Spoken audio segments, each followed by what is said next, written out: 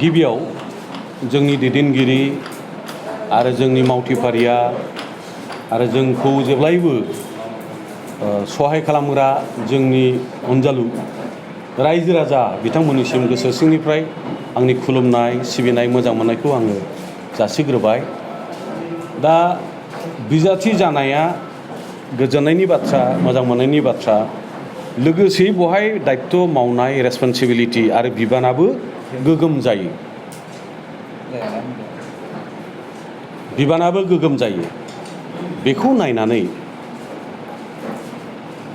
नाथाय आं बांद्राय सिरियास एबा बिराद रिक्स जागोन आं बेखौ सानाखै एबा बेखौ फिल खालामाखै।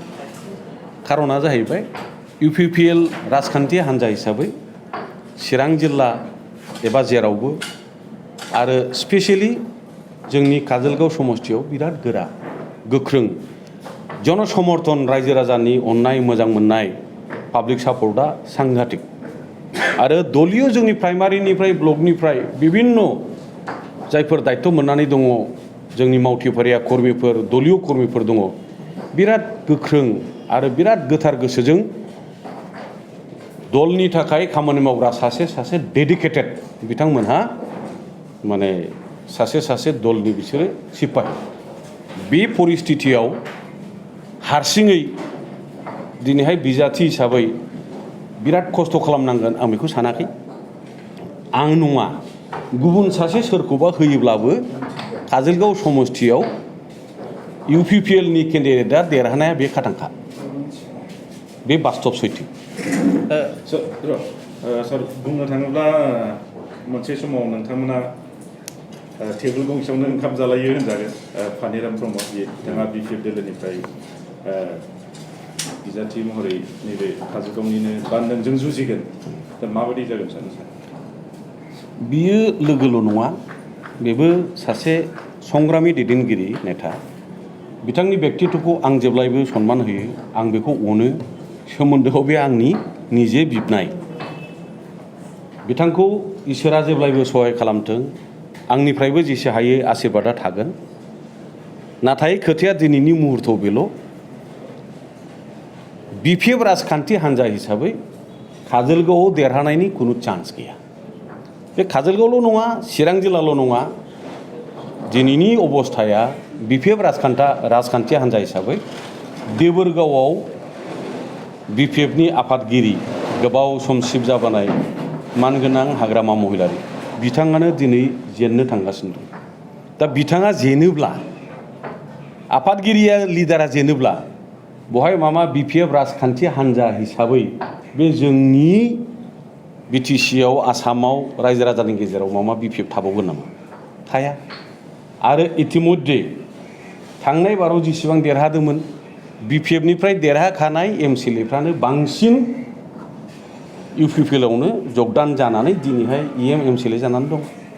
आरो बे खोथाखौ हाग्रामा महिलारि बिथाङाबो मिथियो।